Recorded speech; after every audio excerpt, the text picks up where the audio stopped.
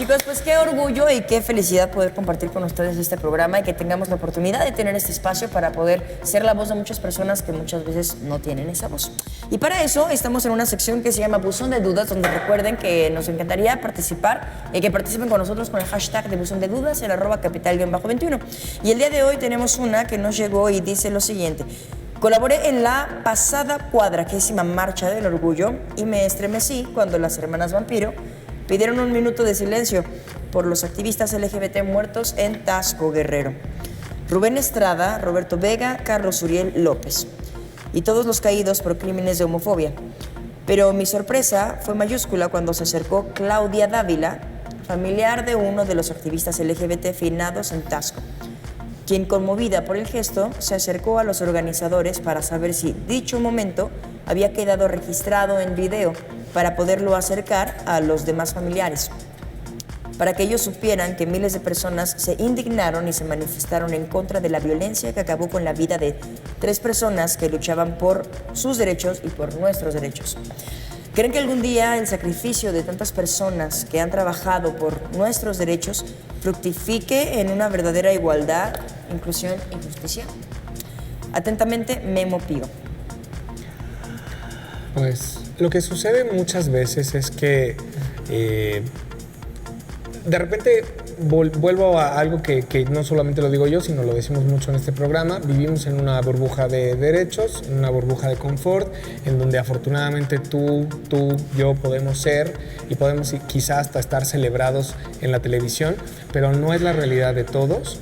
Y justo no hay que dejar, o sea, es un logro nuestro, sí, somos voz de muchos, sí, pero eso no debe de cegarnos en que la realidad de muchas personas no es esa y que muchas personas justamente son víctimas de estos crímenes de odio, ¿no? Es curioso que este programa pues tratemos tanto este tema tan ríspido, ¿no? Y que puede ser tan doloroso, y a mí pues me desemboca en la niñez. Ahí es donde está la respuesta. Si usted educa a sus hijos de una manera donde nosotros no seamos los monstruos que la sociedad quiere ver, en ese momento vamos a poder cambiar. Y parece mentira, pero hasta entonces nuestras autoridades nos van a tomar en cuenta y vamos a dejar de padecer este tipo de crímenes tan espeluznantes. Y sobre todo eso que dices de la niñez, porque justamente si tú educas a un niño en la diversidad, en la pluralidad y en demás, la celebración de todas nuestras diferencias, claro. Exactamente, pues no crece, y si es un adulto violento que además tiene fobia y temor por eso que le inculcaron de niño, pues no lo quiere destruir, ¿no? Entonces... Niños, y bueno, dicho lo siguiente, ¿qué les parece si me acompañan a conocer este expediente AC? Porque fíjense que hay un lugar extraordinario donde la gente como yo, la gente trans, tiene eco. Puede expresarse, puede pedir ayuda, puede ir y hacer lo que quiera de su vida en el entorno que le rodea. Y este es el Centro de Apoyo a las Identidades Trans AB. Vamos a conocer este expediente AC.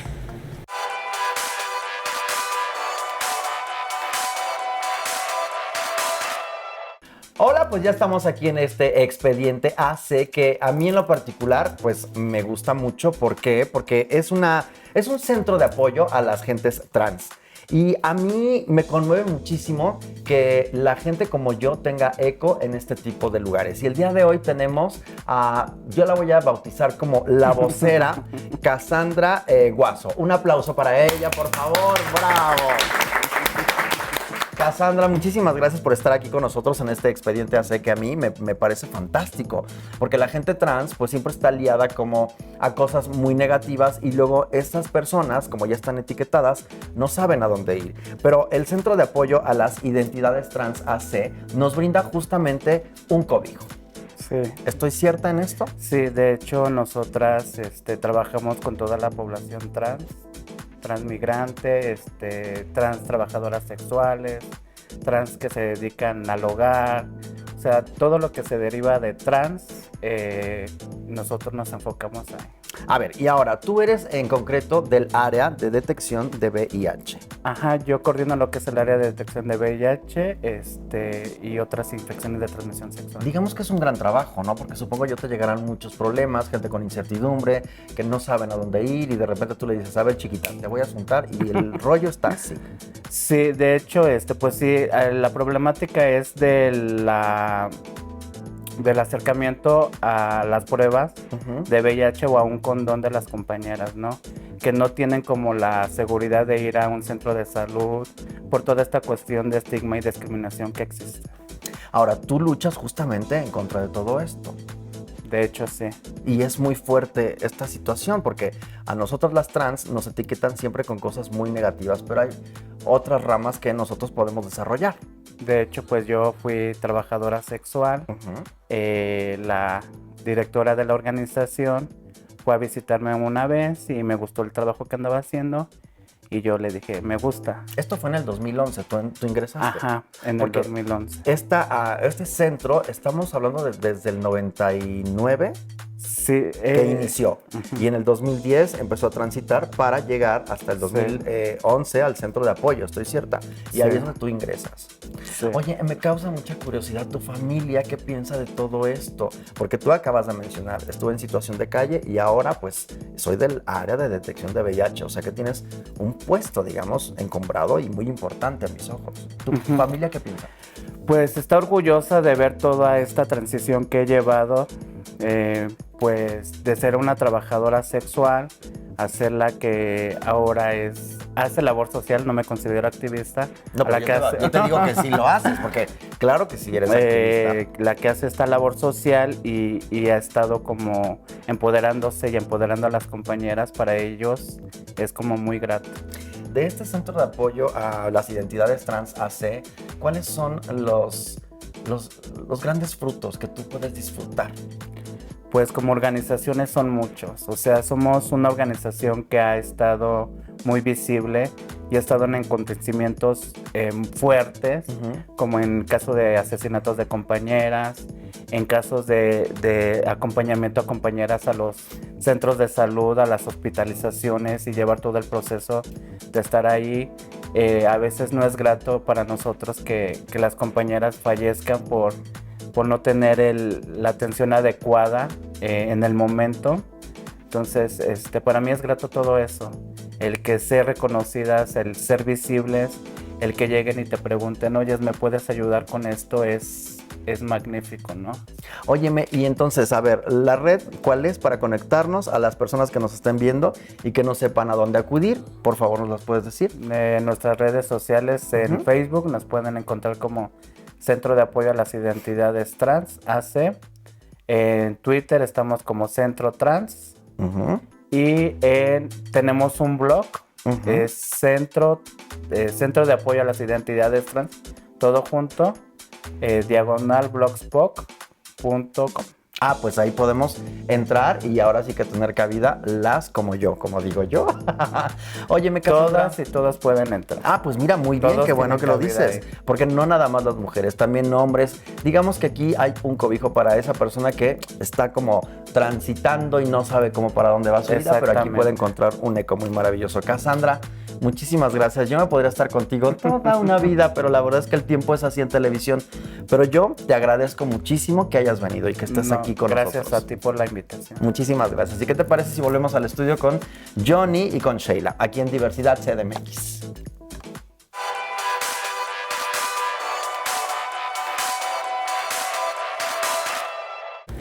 Y bien, amigos, hemos llegado a la sección de ¿Qué te traes? Recuerden que tenemos 30 segundos para compartirles alguna recomendación de esta semana. Y vamos a comenzar el día de hoy con Johnny. En julio pasado tuve la oportunidad de ir a una vela mushe en la Ciudad de México. Me quedé fascinado. No era la primera vez que tenía contacto con esta comunidad, pero sí les recomiendo que entren a YouTube, pongan mushes y se bañen de toda esta información, de todos estos eventos y de todos estos documentales de esta fabulosa comunidad oaxaqueña. Yo quiero recomendarles un documental que se encuentra en YouTube de Gabriela Copperthwaite.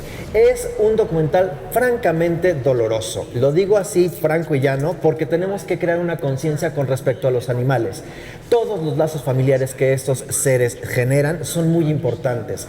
En concreto, todos los delfinarios, es espeluznante lo que sucede. Este documental se llama Blackfish. Vamos a ver aquí cómo raptan a estas criaturas, cómo las explotan en este documental. Yo les pido por favor que lo vean, que creen una conciencia, que piensen y el día de mañana podamos actuar con respecto a esto. Blackfish. Amigos, yo les quiero recomendar un lugar maravilloso que se llama Shanghai. Shanghai, como diciendo gay, como de la comunidad gay. Y este es un espacio que cuenta con 4 cabeceras a nivel papel y también con un portal en internet que es desde luego shanghai.com.